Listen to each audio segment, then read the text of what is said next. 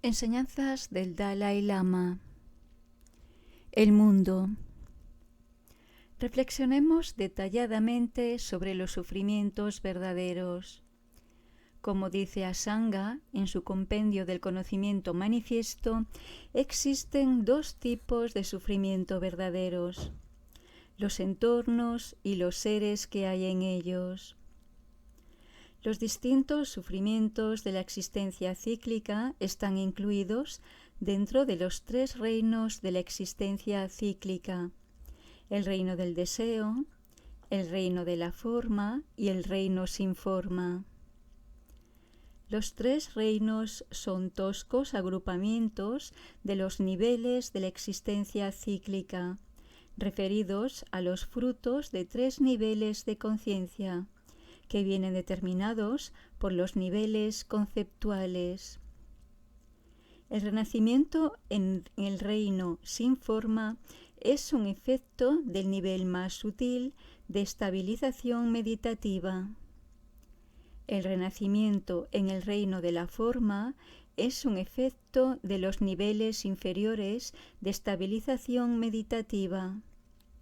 Y el renacimiento en el reino del deseo, nuestro reino, es un efecto de un nivel inferior de conciencia que no ha alcanzado tal concentración. Dentro del reino sin forma existen 4 niveles que se suceden progresivamente, desde el más burdo hasta el más sutil, llamados espacio ilimitado, conciencia ilimitada, la nada y el pico de la existencia cíclica. Dentro del reino de la forma existen, de modo resumido, 4 niveles de existencia cíclica conocidos como las concentraciones primera, segunda, tercera y cuarta. Y de un modo más extenso existen 16 o bien 17 niveles.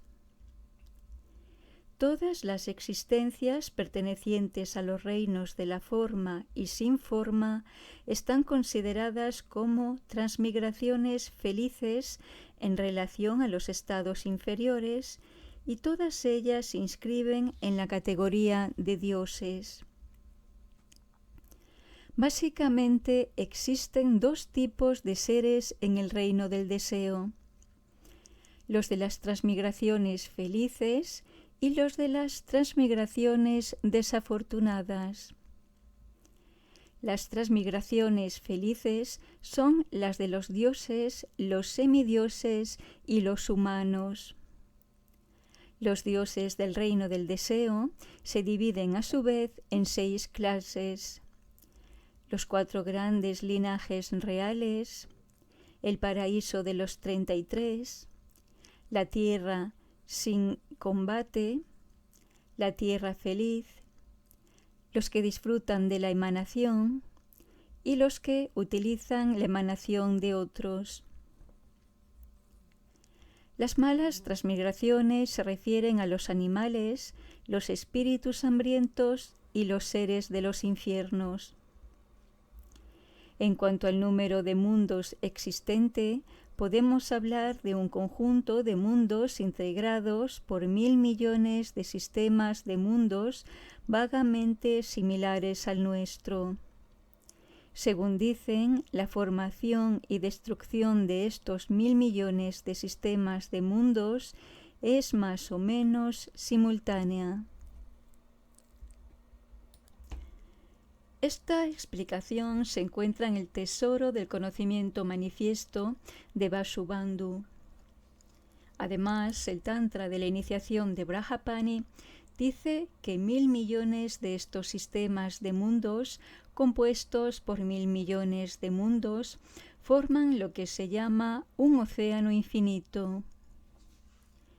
1000 millones de estos componen un continuo de océanos infinitos. Y 1000 millones de estos son un continuo intermedio de océanos infinitos. Y 1000 millones de estos integran un tercer continuo de océanos infinitos. El último nivel es superior en número. A partir de aquí se les llama simplemente infinitos. Sin embargo, a pesar de haber creado un amplio conjunto de números, el texto dice que su alcance total es de todos modos infinito. A menudo la ciencia ficción describe seres que viajan por el lejano espacio exterior de un modo similar a esta enseñanza. Aún así, algunas veces ciertos tipos de ciencia ficción representan a los seres del espacio exterior como desagradables y aterrorizadores. Dudo que ello sea necesario. En cualquier caso, podéis ver que los budistas creen que el mundo es interminable y que el número de seres sintientes es infinito, por lo cual algunos se preguntarán: si existe un número infinito de seres sintientes, ¿no carece de sentido despertar la intención de alcanzar la iluminación para el beneficio de todos los seres? La respuesta es que la intención es muy importante. Cuando provocamos una buena intención, el hecho de que logremos nuestro propósito o no es otra cuestión. Por ejemplo, si un médico alienta la gran determinación de liberar al mundo de cierta enfermedad y a partir de ahí se consagra la investigación, sería alguno bueno, ¿no es cierto? En cuanto a la determinación, el poder de la voluntad no existe en límites. Tanto si resulta realizable como si no, la decisión, imbuida de una fuerte determinación ya desde el principio, proporcionará resultados. Si se logra o no es otra cuestión. Estos 1.000 millones de mundos que componen un sistema de mundos se forman, permanecen, se destruyen y quedan en un estado de vacuidad durante un periodo de 80 eones intermedios. La formación ocupa 20 eones, al igual que los periodos de permanencia, destrucción y vacuidad. A pesar de que en el tesoro del conocimiento manifiesto de Vasubandhu se indica el tamaño, forma, etc. del sistema de mundos, ello no concuerda con los descubrimientos científicos modernos, por lo cual resulta extremadamente difícil aceptarlo como literalmente verdadero. Ya dije anteriormente que los budistas consideran inadecuado aceptar un principio que está en contradicción con la razón. Es más, resulta inadecuado aceptar una posición que se encuentre en contradicción con la percepción directa. Además, otra razón por la que la descripción de Vasubandhu no precisa ser aceptada literalmente es que las propias escrituras budistas dan muchas descripciones diferentes del cosmos. Como hemos dicho anteriormente, existen 3 reinos y 6 tipos de seres transmigrantes según los niveles burdos y sutiles de la mente. No obstante, y de acuerdo con el budismo, ello no implica que los seres alcancen la liberación ascendiendo progresivamente por estos niveles. Cuando llegamos al pico de la existencia cíclica, no quiere decir que nos encontremos en el umbral de la liberación, ya que resulta sencillo caer de nuevo en los reinos inferiores. Así pues, decimos que no existen estados de renacimiento definitivos. ¿Cómo pasamos de un estado de renacimiento a otro? En primer lugar, debemos analizar el renacimiento. La razón principal que establece el renacimiento es la continuidad de la mente. Básicamente, existen 2 tipos de fenómenos: la conciencia interior y la materia externa. La materia puede servir como causa coadyuvante para la generación de una conciencia, como ocurre cuando un objeto material visible sirve como causa de la producción de una conciencia en el aspecto de ese objeto particular. Esto se llama una condición del objeto observado. Sin embargo, la materia no puede servir de causa sustancial de una conciencia. Voy a explicarlo considerando las tres condiciones causales que generan, por ejemplo, una conciencia visual. Estas tres condiciones son la condición facultativa, la condición del objeto observado y la condición inmediatamente precedente. Cada una de estas condiciones tiene una función única. Por ejemplo, que una conciencia visual sea capaz de percibir una forma visible y no un sonido, se debe al poder del sentido de la vista, un tipo de materia clara y sutil localizada en el órgano del ojo. Esta es su condición facultativa. Que se genere una conciencia visual, por ejemplo, en el aspecto del azul y no del amarillo, es debido a la porción de azul que le es propia, el cual es su condición de objeto observado. Igualmente, que una conciencia visual sea generada como una unidad de luminosidad y conocimiento es debido a un momento anterior de conciencia que le sirve de condición inmediatamente precedente. Sin un continuo de conciencia previo, no hay modo de que pueda producirse una entidad de luminosidad y conocimiento. Por ello se establece que sin una mente anterior no puede producirse una mente posterior. De este modo se establece también que la conciencia no tiene principio y que el continuo de la conciencia de una persona no tiene fin. No obstante, según la escuela de la Gran Exposición, cuando Buda pasó al Gran Nirvana, cesó el continuo de su conciencia.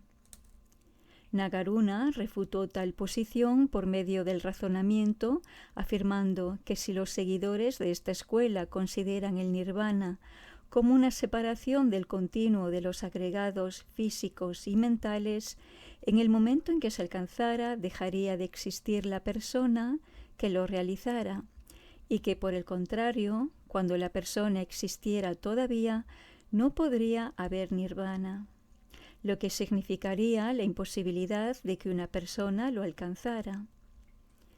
Así pues, Nagarjuna estableció el significado del nirvana de un modo diferente. Lo importante es aquí que el continuo mental no cesa nunca. La calidad del renacimiento en la próxima vida está determinada por la calidad de la actividad mental en la vida presente. En general, carecemos del poder de elegir el modo en que vamos a renacer. Depende de las fuerzas kármicas.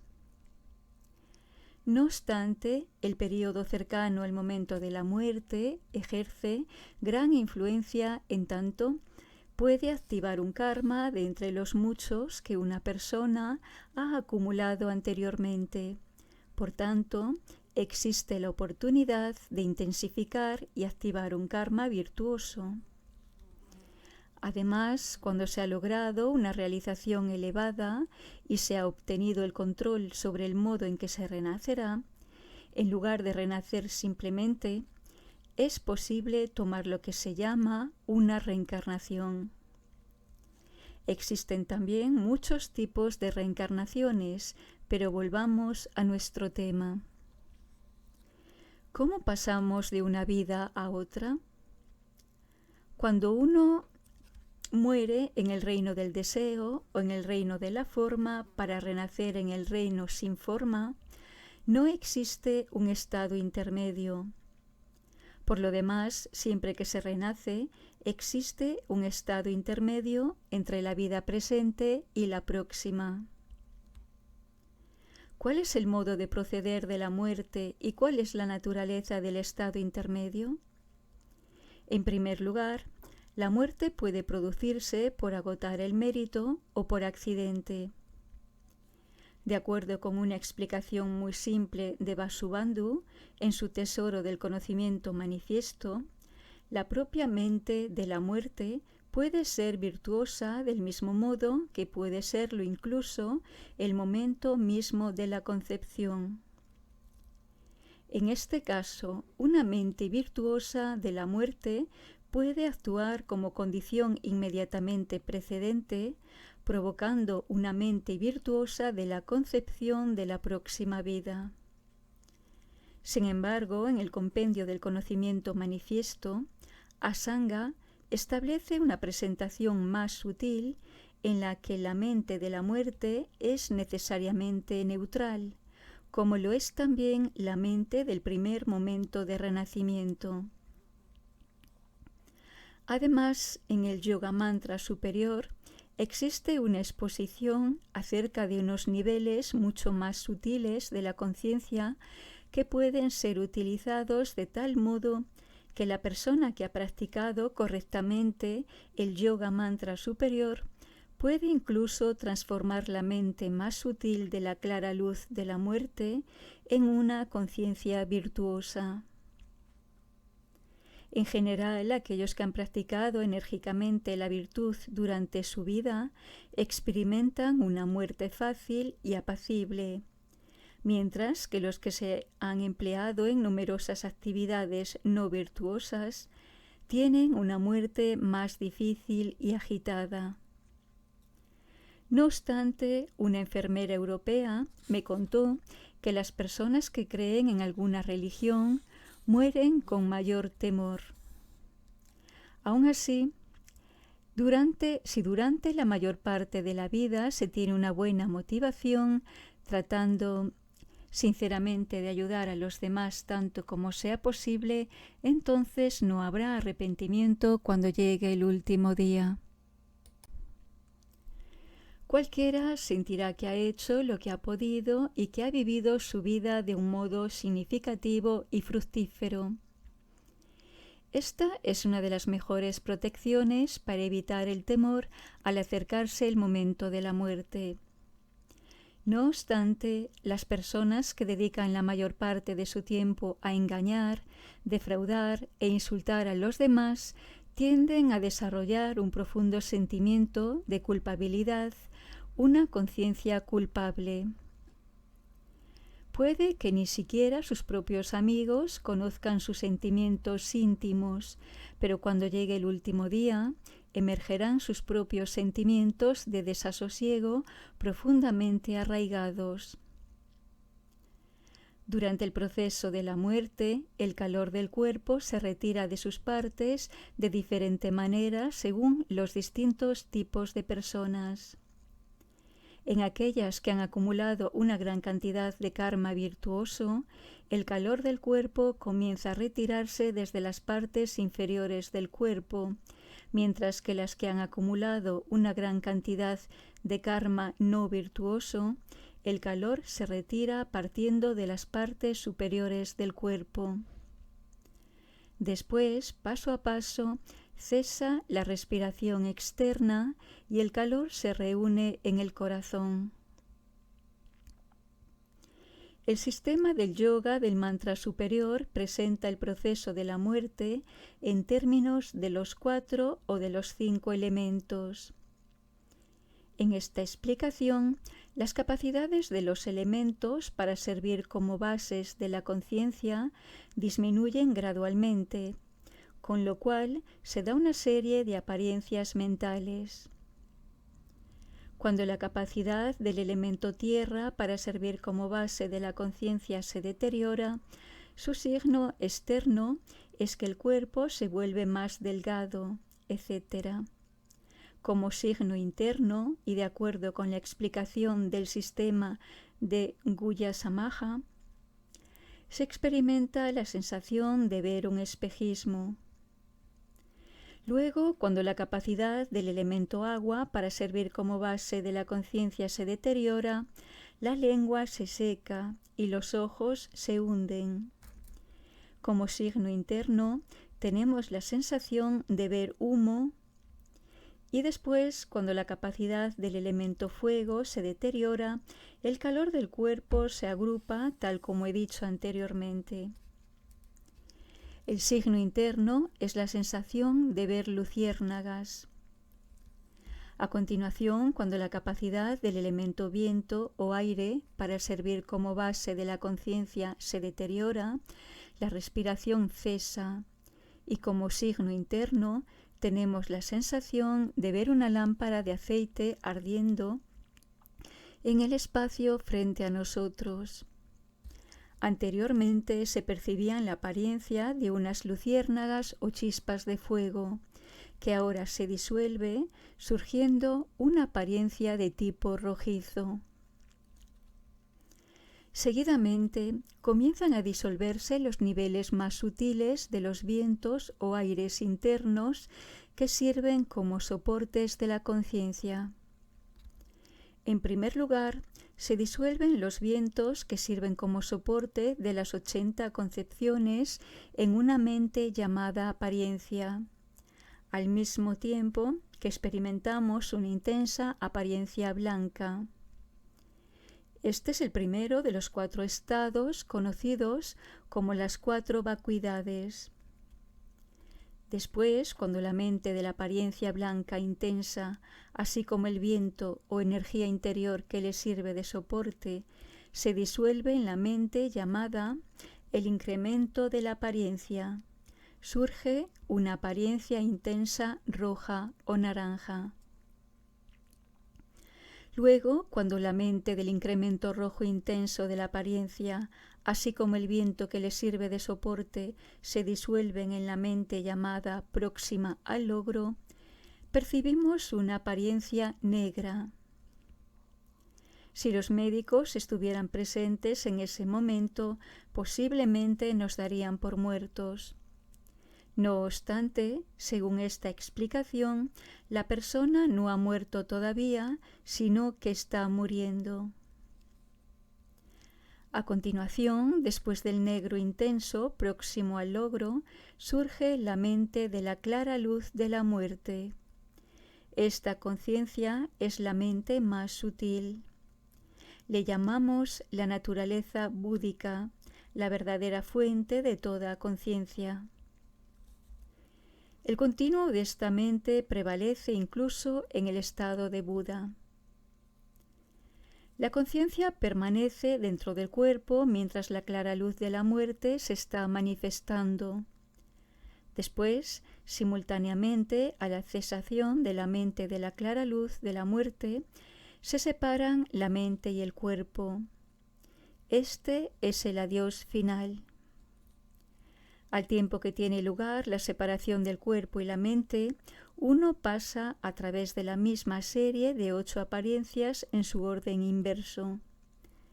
Si ha de haber un estado intermedio, este comienza con la reaparición de la mente del negro intenso próximo al logro.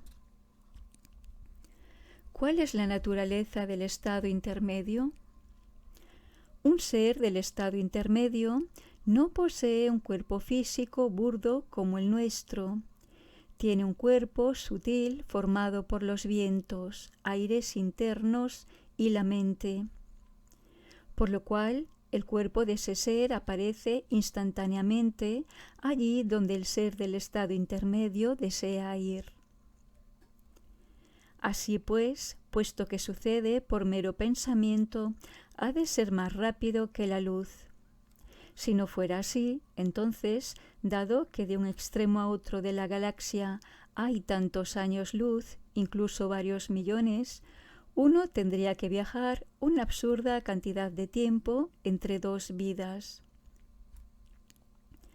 ¿Cuál es el aspecto físico de un ser en los estados intermedios?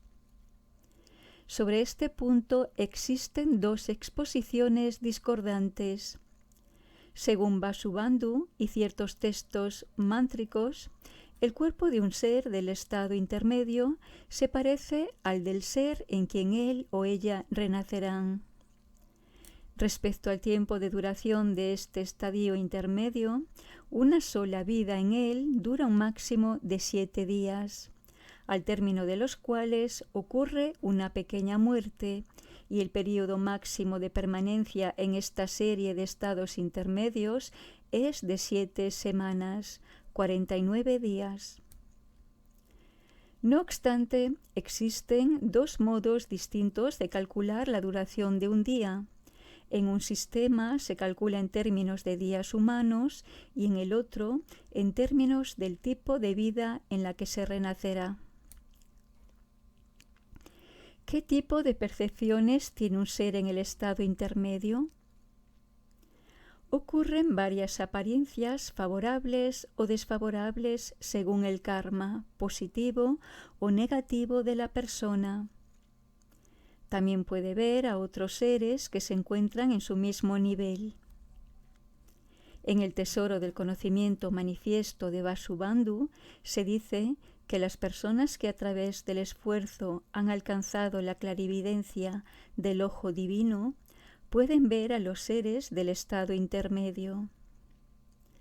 Justo después de abandonar el viejo cuerpo y surgir en el estado intermedio, podemos ver realmente nuestro antiguo cuerpo. Sin embargo, en general, no tenemos el deseo de volver a él. Aún así, en los casos en que las personas han reentrado en el viejo cuerpo, es posible revivir si las circunstancias kármicas están presentes. En tibetano se llama Dailok, regresar desde el abandono del cuerpo.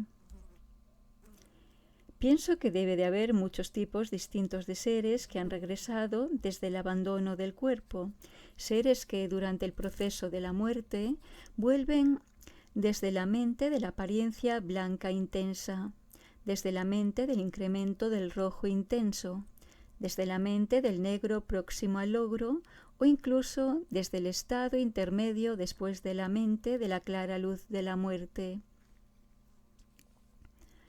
Durante el estado intermedio ocurren muchas apariencias distintas. Por ello, existen prácticas para que las personas puedan reconocer que se encuentran en el estado intermedio, un estado en el que puede lograrse un avance en el camino. El libro tibetano de los muertos expone estas prácticas para las personas que practican las 48 deidades pacíficas y las 58 deidades airadas. De modo similar, para las personas que practican el yoga de la deidad y que han avanzado hasta el punto en que se percibe decisivamente todo fenómeno de la existencia cíclica y del nirvana como un juego de la mente, como apariencias de la fecundidad de la mente, se describen numerosas prácticas para ser ejecutadas dentro de tal visión. La mayoría de estas enseñanzas provienen del Yoga Mantra Superior. El Yoga Mantra Superior del sistema de Kala Chakra no habla del logro del estado de Buda en el estado intermedio. Según este sistema, el estado iluminado debe ser alcanzado en esta vida o a lo largo de las vidas futuras. Este punto concuerda con el hecho de que en el sistema de Kala Chakra existe una única exposición de la causa sustancial del cuerpo de la forma de Buda. El ser del estado intermedio entra en conexión con un nuevo nacimiento. En general se describen 4 tipos de nacimiento: nacimiento espontáneo, nacimiento del vientre de una madre, nacimiento de un huevo y nacimiento por calor y humedad. El nacimiento de un ser en el estado intermedio es espontáneo. También se explica que cuando se formó este mundo, los seres que renacían en él aparecían de un modo espontáneo y completamente desarrollados. Si uno va a renacer por medio del calor y la humedad, percibe un lugar cálido y agradable al que se aferra de tal manera que genera el deseo de permanecer allí. Si debe renacer a través del vientre materno, percibe al padre y a la madre en unión sexual. Los que han de renacer como hombres se sienten atraídos por la madre y la desean. Los que deben renacer como mujeres se sienten atraídos por el padre y lo desean. Con este deseo cesa el estado intermedio y comienza el estado de nacimiento. La cesación del estado intermedio y la concepción en el vientre materno ocurren simultáneamente. Durante el proceso de cesación del estado intermedio se experimentan los 8 signos, empezando con la visión del espejismo, como dije anteriormente, al término de los cuales emerge la mente de la clara luz. Dado que el cuerpo del ser del estado intermedio es sutil, estos 8 signos no se perciben con claridad y se suceden rápidamente, en tanto que, como nuestro tipo de cuerpo es burdo, los 8 signos aparecen claros y permanecen un periodo de tiempo más prolongado. Por esta razón decimos que el nacimiento como humano es muy favorable para la persona que desea practicar el yoga tantra superior. Esta es la manera en que, de un modo aparentemente infinito, viajamos por la existencia cíclica. Mientras permanezcamos en la existencia cíclica, tendremos que soportar numerosos tipos de sufrimientos distintos, los cuales pueden resumirse en las 3 formas de sufrimiento: el propio dolor, el sufrimiento del cambio y el sufrimiento del condicionamiento penetrante. Los seres de las transmigraciones infelices, los seres infernales, los espíritus hambrientos y los animales, así como los de las transmigraciones felices, como los humanos, semidioses y dioses del reino del deseo, padecen estos 3 tipos de sufrimiento. Después, dentro del reino de la forma, los dioses de las concentraciones primera, segunda y tercera experimentan únicamente una sensación gozosa, por lo cual no han de soportar el sufrimiento del dolor, pero todavía experimentan el sufrimiento del cambio.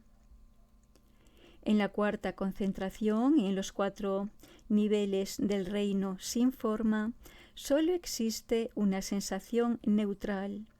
Por tanto, se experimenta únicamente el sufrimiento del condicionamiento penetrante. Así pues, decimos que mientras permanezcamos en la existencia cíclica, estamos atrapados en alguna forma de sufrimiento. Con ello concluye esta breve explicación de la verdad del sufrimiento.